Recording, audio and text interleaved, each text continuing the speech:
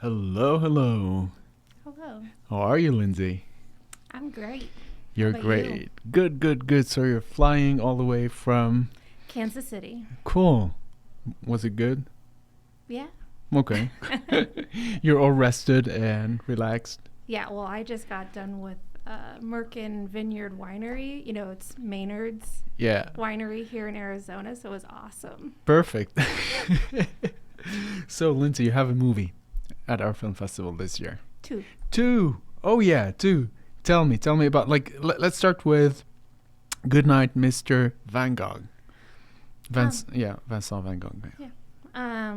Well, both of the films, they're a direct result of my late husband. He died by suicide 6 years ago. Okay. He was a Sorry police for that. officer. Thank you. He was a police officer here in Kansas City, Kansas.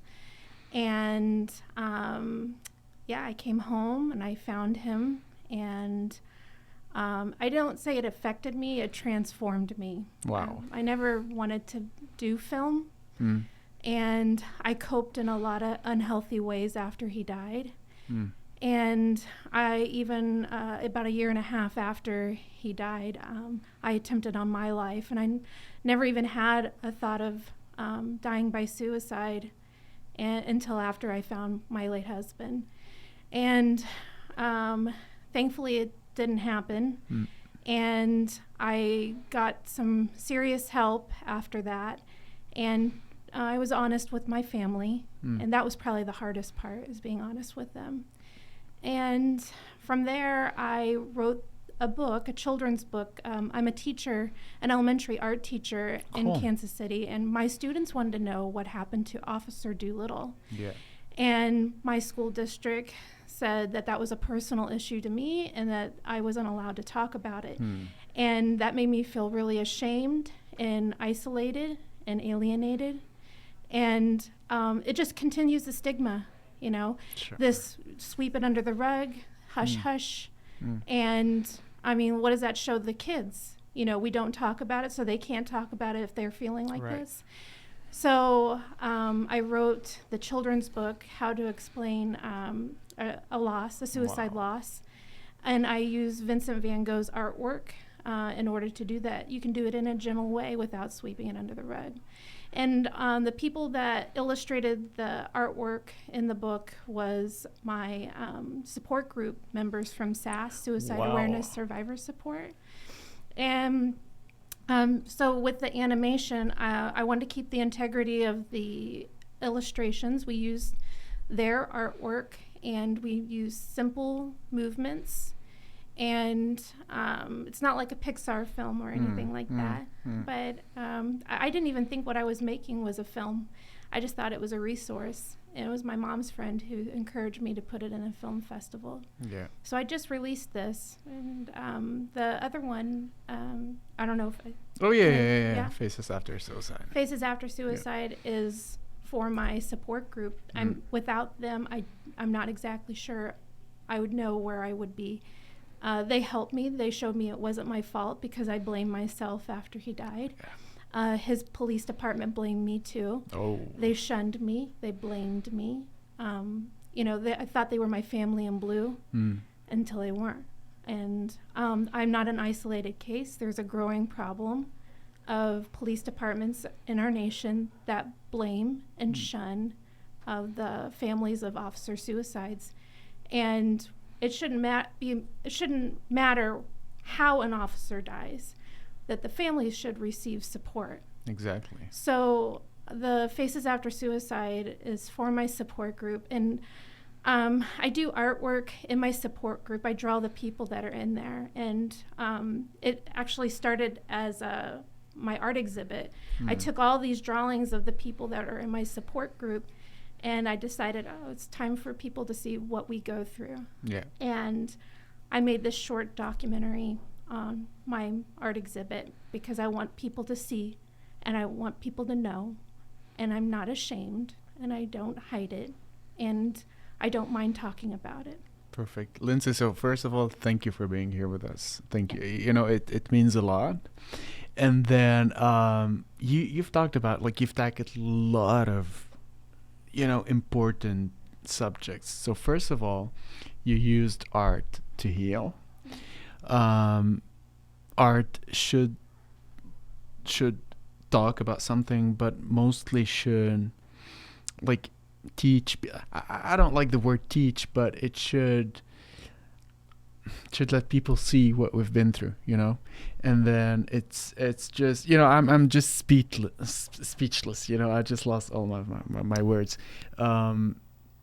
It's hard, sometimes it's really hard to be honest with ourselves, and to be honest with our writings, and to be honest with our movies, and to be honest, it takes a lot of courage, and it takes a lot of guts to be honest, to say, hey, I'm not doing well, and I want to talk about me not doing well, just because everyone wants us to hey, how are you? Good.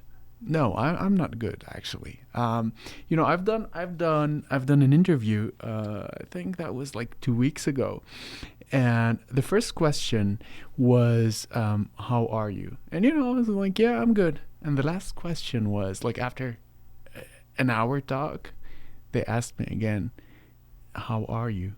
Like, really, how are you? So I think it's super important for us as indie filmmakers to talk, to use our whatever happened with us, because I'm sure each one of us has a story, and it's important to talk about that. It's important to be honest, and to show, and never to blame ourselves, or to feel ashamed of anything that has happened with us. It's super important to use this to heal, to use art, to talk to children. This is just amazing, to tell them. We tend to, I'm sorry, I'm doing the whole talking, but we tend to just, we want everyone to think that everything is going well. We want to show everyone that everything is shiny all the time. We don't want our children to be exposed to like death themes, or to, like, sexual abuse themes, or why? And this happens every day, every day this happens. Why cannot we talk about that? So Lindsey, it's just, thank you for talking about that. I'm sorry, I have to tell you, thank you to talk about that. Thank you. It's super important to talk about that. I'm gonna stop talking, and I'm gonna ask you, tell us more about, like, how did it happen? How, like, the artistic choices, were they like out of, like, real honest feelings? Were you, like, really, like, translating your honest feelings with your artistic choices, or were you, like, tell me more about the art. Like, how did you translate your emotions and what you've been through into, like, the animated pieces? I would say it was built out of a lot of hate and a lot of love, and without the police department shunning me like they did, and that they still do, they started the fire, and I really thank them for that, because now they've given me an opportunity to help others that may not have that voice, that they're not able to speak up. And I don't have children, so I don't, I know it's hard for some of the widows who do have children, because they don't want to speak up because of their kids. Sure. His family disowned me, and I don't have them to protect. So I feel like I'm kind of a dangerous person, because I don't, like, have anything really to lose, and I just get to be honest. And so I really thank them for what they did to me. And from there, like, that has fueled what I do, because I don't want the next widow to go through what I did. I want them to get better.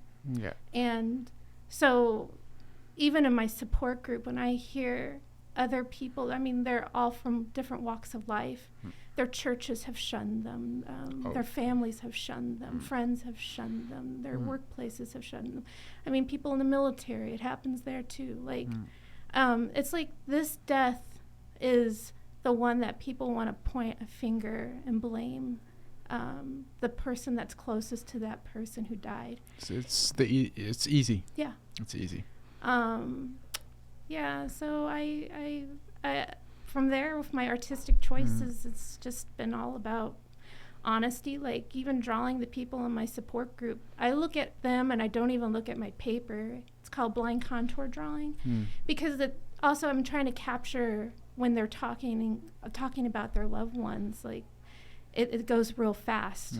So those lines are real honest, and it also keeps the integrity because it's confidential in the support group. So I title each piece by who that person lost. And the lines are broken, I feel like, because we feel like we're broken, but we're not broken. Like we can get through this. We don't get over it, but you can get through it and live a happy life. And you think that you will not. You go to that support group, and even making that step into the support group, it's a hard one because you have to accept that this person that you love, the person that you love, murdered themselves, you know. So, but a lot of people think this is my life, this despair and agony for the rest of my life. And the people that are in the support group that have been there a while, they're the ones that show you hope. And so, yeah, I love them. They're my family, and I give a shout out to my support group, my illustrators, and I really thank them. Yeah. Lindsey, I want to thank you for coming to the film festival and making our film festival interesting and giving us, just showing these two beautiful pieces. Please do participate in the Q&A, just because it's important, I think, to talk about these subjects. I'm speechless, Lindsey. Thank you a lot for everything you just said. It's important. Yeah, this is art. I'm just gonna conclude and say, this is real art, and please keep on, healing through art, and be sure that you'll be inspiring a lot of people without knowing. You trust me. I'm the first one. Please, and thank you, Lindsey. Thank you. Thank you.